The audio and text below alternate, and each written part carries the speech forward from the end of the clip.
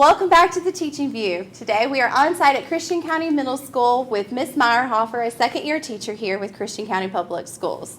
Miss Maierhofer, tell us about yourself. Yes, I started here at Christian County Middle School last year, so this is my second year. I teach agriscience to the 7th and 8th grade students, and I'm the FFA advisor as well. Awesome. And so just because agriscience, I'm just curious, what is this? So this is our hydroponic tower.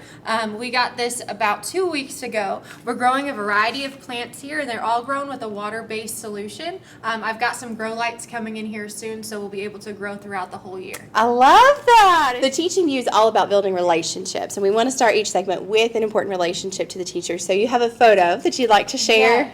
Yes, I do. This relationship is one that's very important to me. This is a new puppy that I got this summer. His name is Tugboat, and Tugboat is a Newfoundland. He's going to be 5 months this month, 5 months old this month, and Tugboat is going to be a certified therapy dog. So he'll be able to go around with my FFA chapter to different events, different places. When we visit nursing homes, when we visit hospitals, he'll be able to work with my vet science classes and things like that. So he's a good relationship for my family as well as my class as well. I love that. So a big piece of this is talking about building relationships with students in classroom management. How do you make that connection with your students, with relationships to classroom management and those procedures? What do you do in your class? Yes, relationships are a huge part of my classroom. I prioritize relationships over almost anything else in my classroom. So the first almost 2 weeks of school I spend just getting to know my students and letting my students get to know each other. Here at County Middle,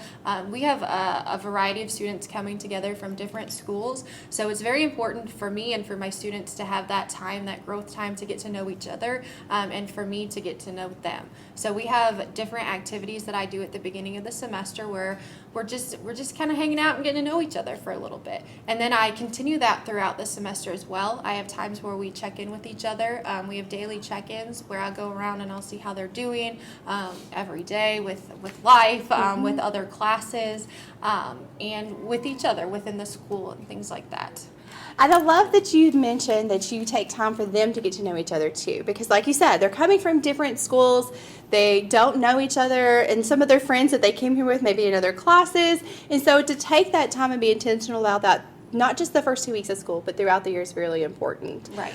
So I appreciate you doing that and letting them not just get to know you, but the rest of the class as well.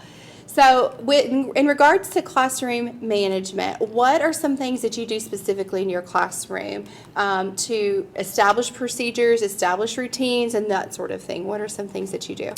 So at the very beginning of the semester, I let my students know exactly what I expect from them, and I will put that structured procedure on the board for them to see. I also give them a printout of what I expect them every day. It's broken down, so the bell ringer when they first walk in the door, to what they're going to be doing, to what I will be doing and what's expected of me, and then what we will be doing as a whole class. So it's very structured, very broken down, and it is a routine that we see almost every single day. Now there are events and things that pop up where it changes from time to time, but I always tell my students in advance when things are going to change. I like to know what's going to happen and change, so I know they like to know and expect that change, but that's one thing I like to do is structure my class and make sure that my students know exactly what to expect and what I expect from them and what they can expect from me when they walk through my door. That's awesome. And so anytime those things change, we get that. That happens. But do you find that being that consistent with students, do you see that having an effect on your students in the long run? Yes, I do. If I forget something or if I skip over a part of my class, they are on top of me. They make sure to let me know, yes. And I see that structure helps them. It calms them down. We don't have students running around, or I don't have students running around the classroom. They know they're expected to sit in their seat during certain times. So I think that structure really does help in my classroom. Awesome. Well, I love it. So tell us, what will we see in your classroom today? So today is one of those special days, and we have been preparing for it.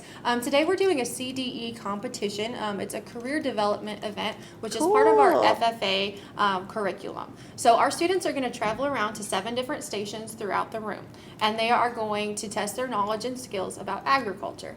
So they are going to be competing with each other and with my other classes, as well as some teachers that have come in throughout the day. I love that. We'll be looking at horticulture, food science, plant science, animal science, science, all of the above. Awesome. And so when they come in, and will that be something you start immediately? No, immediately we are going to get into our bell ringer. We're going to keep that same routine, and then we will go into directions like we normally do, and then we'll break out into our groups. Okay. So how do you signal them to move from group to group? Is that pretty fluid and free-flowing, or do you have an attention signal or a bell or something that you're going to use? Yes, so I use a timer. Okay. They're going to have 2 minutes per group, and they'll hear that timer go off. They'll see the countdown on the board, and I will let them know as soon as they hear that timer that they need to rotate. They'll be aware of what group number they go to next, and they'll make that rotation. Perfect. All right. So what will be your role as the teacher? As a teacher today, my role is to walk around the classroom to make sure that they're at the right station, and to make sure that they're staying on task. So that they're not running around and chatting about things other than what they're supposed to be working on. Perfect. All right. Well, right after this, we're going to take a sneak peek into Ms. Maierhofer's classroom. We'll be back after this break. The Magic Praise Pencil. Ever had one of those days when you just can't think of one more word of encouragement to write on your students' papers? You need the Magic Praise Pencil. Just tap the eraser 2 times on the desk and words of praise and encouragement will flow out from the pencil. The Magic Praise Pencil. Buy it today. Disclaimer. Some customers have reported that if you accidentally tap 3 times, the pencil will write nothing, but please have your parents call me.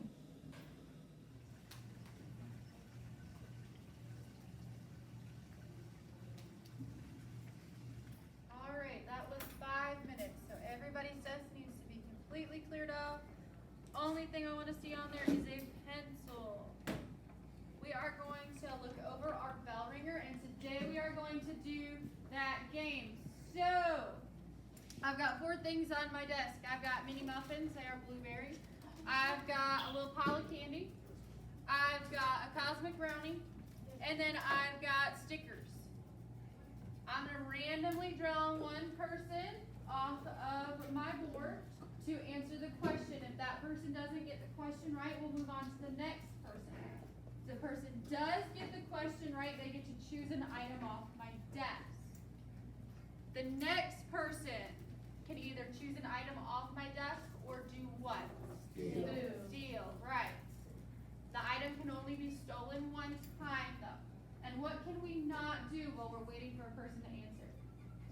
Blurt out. Say the answer. Eat it, very good, or say the answer. Excellent. So remember, we can't blurt out the answer and we can't open up and eat our items before the end of the game. Any questions? All right, we're going over our bell ringer.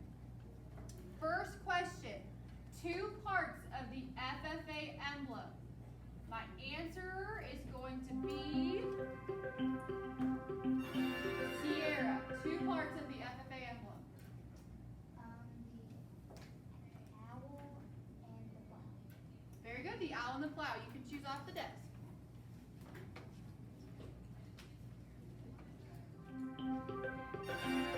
Austin. It used to stand for Future Farmers of America. That is a perfect answer. It used to stand for Future Farmers of America. Very good, Austin. You can either steal or choose off my desk.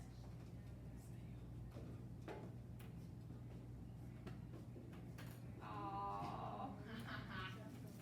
All right, the brownie's been stolen, so it is now safe. Sierra, you can choose back off my desk. Today we're going to do our CDE stations. Tomorrow we are going to go over ag safety. So this is our last day with FFA. We're going to start ag safety tomorrow. Then on Thursday we have a lab. And on Friday we're going to have our ag safety day. Questions about this week? No. Okay. So we are going to practice our ag skills and participate in a CDE event today. CDE stands for what? Career development. Career development event. I'm going to turn these lights on just so I can see you and you can see me. Around the room there are going to be 7 stations, 7 mini CDE events, 7 mini competitions. You are all going to have an answer sheet. And on this answer sheet you're going to put your name and you're going to write the answers to each question. What you're going to be doing today is identifying different tools, identifying different plants, animals, and smells. Some of these you might not know. Some of these you may not have ever seen before, and that's okay. I just want to see how well you try, how hard you try, and you can work together a little bit on this as well. Okay? So I'm going to have Preston pass one of these out to everybody for me, and I'm going to start helping set up some of these stations. Okay? So Preston, hand out to go away. Put these in order, please. One word bank at one end, one word bank at the other.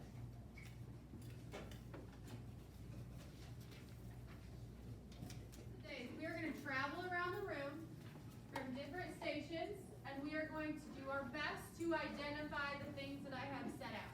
I have a tool station, I have an agronomy station, I have a food science station, I have a vet science station, an animal science station, horticulture station, and an ag mechanic station.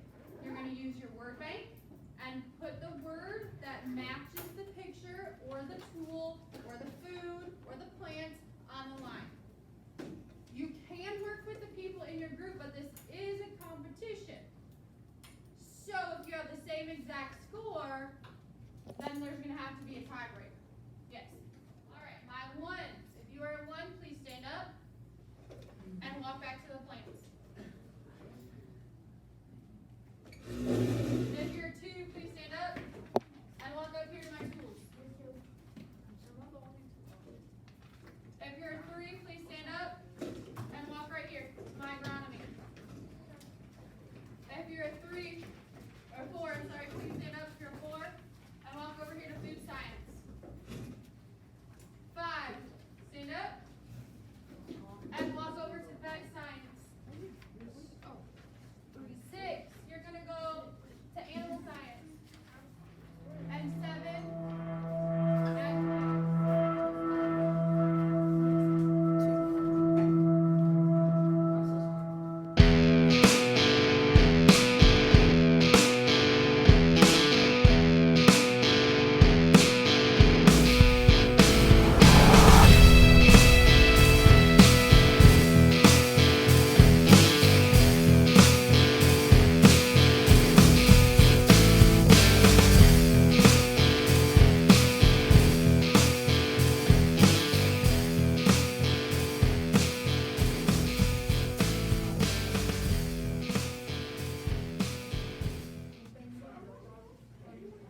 all right, that is our time for our first station.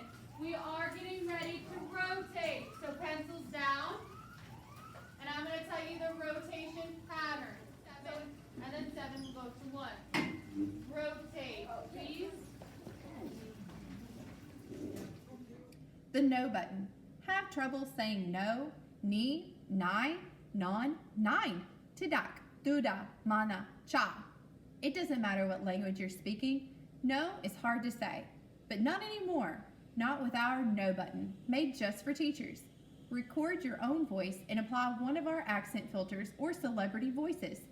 Tap the button and learn to say no, ni, nai, non, nine, tidak, duda, mana, cha today.